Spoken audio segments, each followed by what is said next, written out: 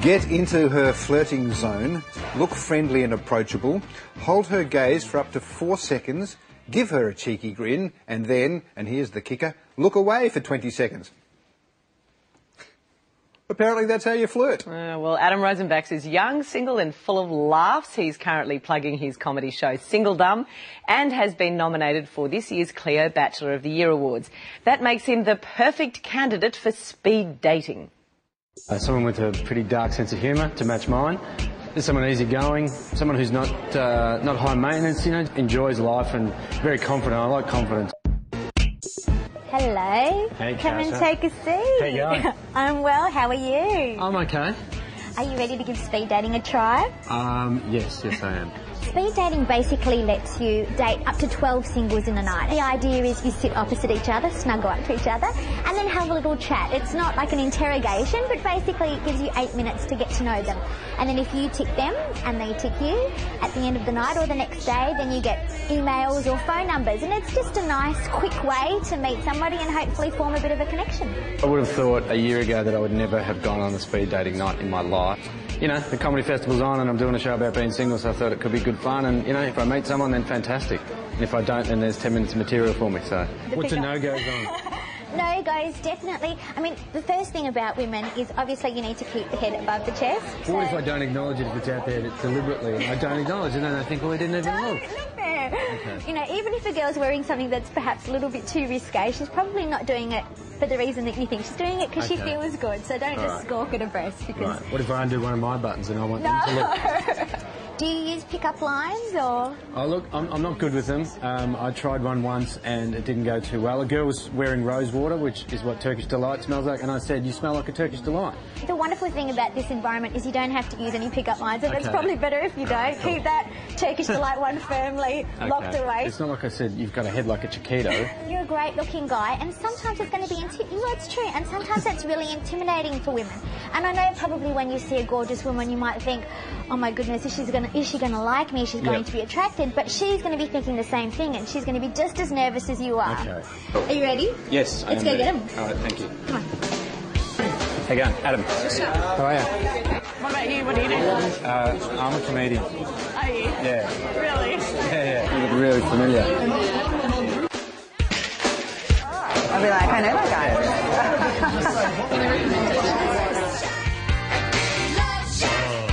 He seems really relaxed, he's really getting into it, he's fun. He looks like he's having a really good time.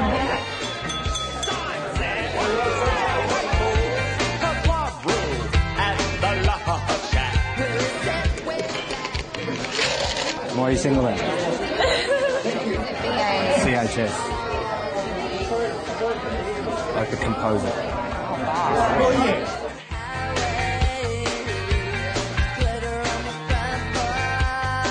Yeah, I've met a few people that I like. I've still got another probably 4 or 5 ladies to meet, so you never know. But I think everyone wants to just try something new. Why not? I just think the speed dating is amazing. Like, when are you ever going to get to go out and chat up 10 guys in one night? It doesn't happen. I haven't found my soulmate yet, unfortunately. I've met a lot of lovely women. You know, I think the girls are really liking him. I think he'll do very well. Shall we go?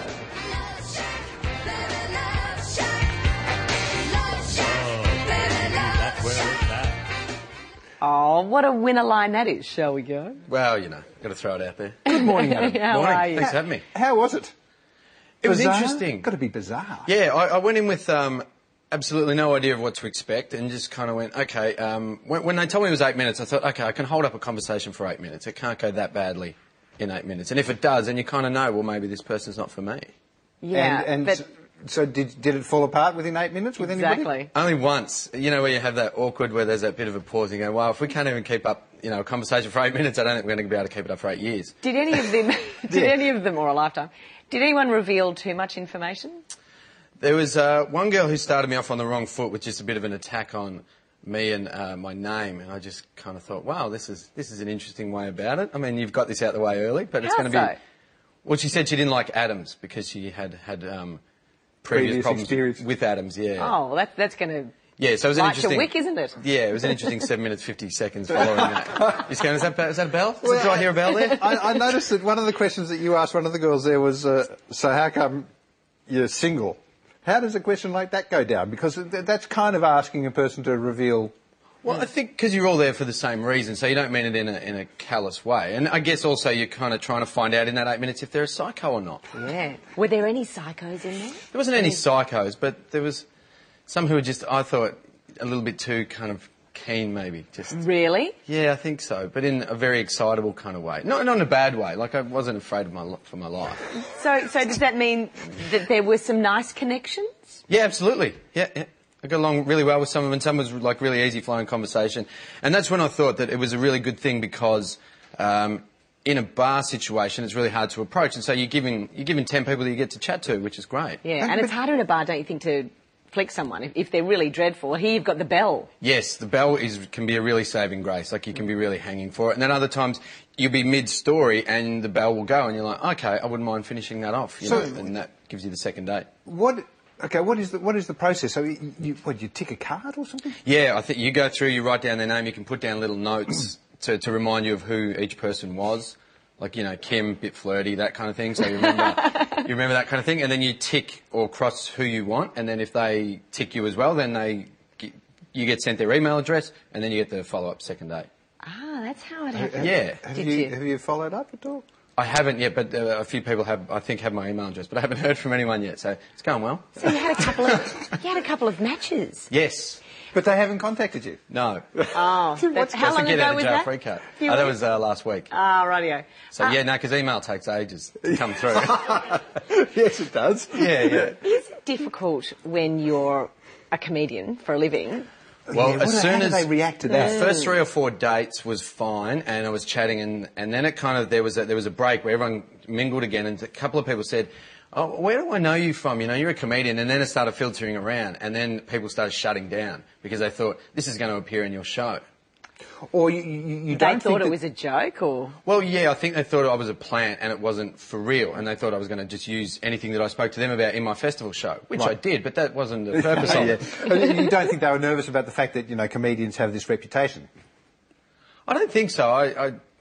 I don't think comedians have. Russell Brand maybe has that reputation, but if you've been in the Melbourne circuit, I don't think that many people have that reputation. Sure. Yeah. Do you get any of those say something funny lines? You know? You get that. Tell us a joke. You're like, well, no. I'm not being paid, so no. Can I ask you one of those questions then that I thought was possibly a bit difficult coming from you? Yeah. Why haven't you been in a relationship for... What is it? You haven't been in a relationship of more than 6 months in 8 years? Yes. What's wrong with you, Adam? Yeah, that's the question I always ask. And what answers do you come up with? Well, I just think that I haven't met the right person, and I'm not great with...